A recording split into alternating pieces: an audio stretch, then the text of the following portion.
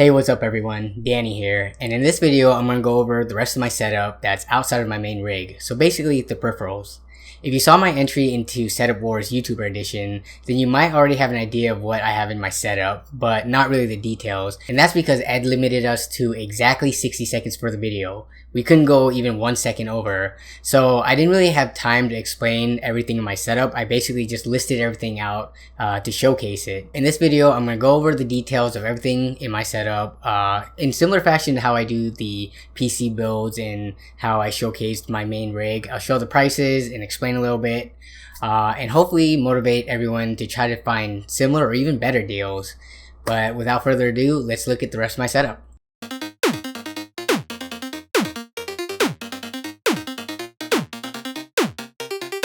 So let's start off with the two main pieces of furniture, the chair and the desk. I actually have no idea what brand the chair is. My mom brought it over one day from her work because they were just gonna throw it away. There's nothing wrong with it, and it's hard to beat the price to performance ratio of $3.93. My desk was also a freebie. It was a hand-me-down from my older brother, and I've been using it for about 7 years now.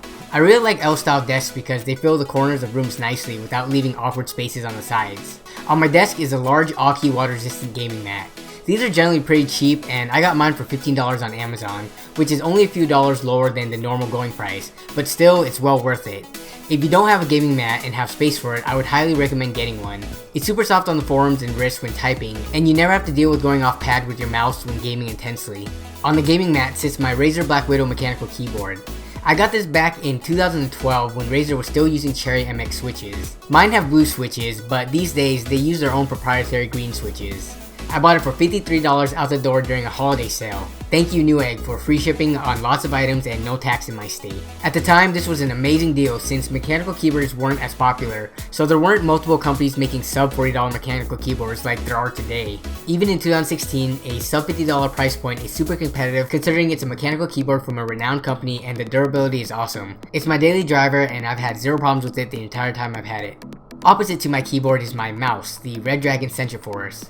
I bought this for only $14 on Amazon, and I've been happy with it the entire time I've owned it. I'm not too picky when it comes to computer mice. As long as it has 5 buttons and a DPI changer, I'm good. Using this compared to an expensive mouse is nowhere near as noticeable as using a membrane keyboard versus a mechanical one, hence the reason behind my keyboard and mouse choice. For my monitor, I'm using a LG 34U M67, which is a 34-inch ultra-wide monitor with 2560 by 1080 resolution. This is probably the peripheral that most screams the opposite of a budget out of my entire setup, since this retailed for around $700 with sale prices being around $600 when I bought it. I was able to grab it on Hardware Swap though for exactly $300.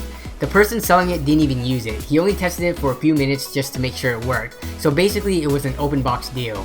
He was only selling it because when he bought it, the delivery service originally lost it when shipping it to him.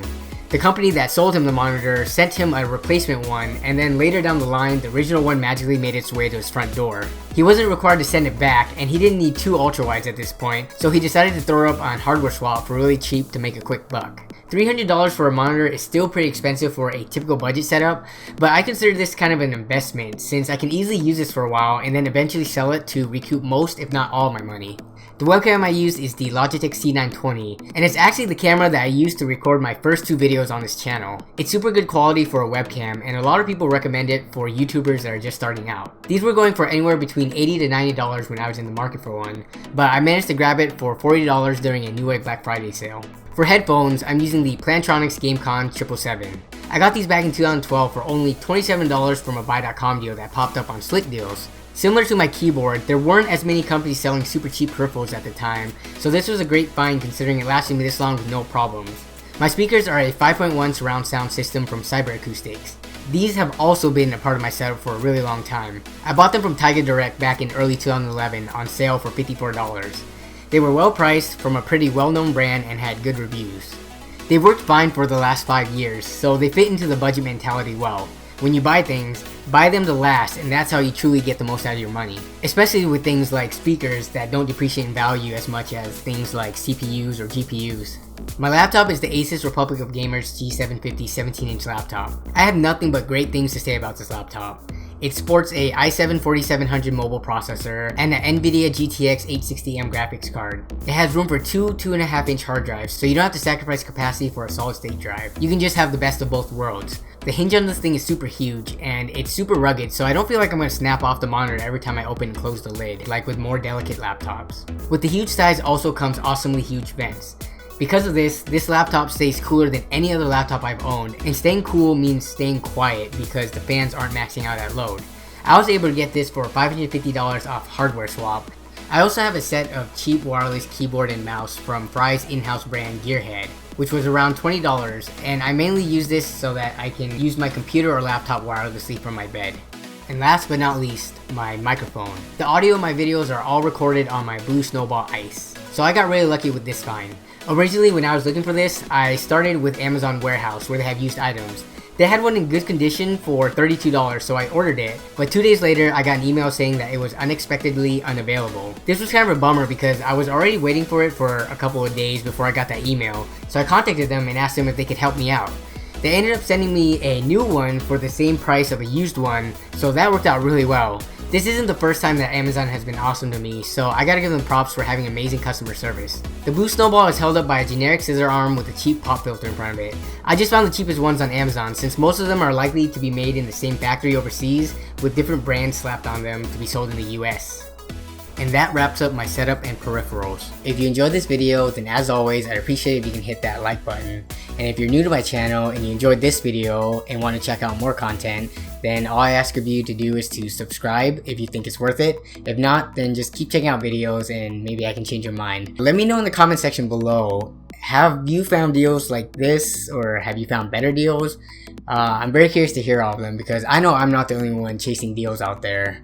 In terms of upcoming content, I really want to do a tutorial to answer one common question that I've been getting a lot in the comment section. I also need to wrap up the LAN party video from the LAN party I went to about 2 months ago.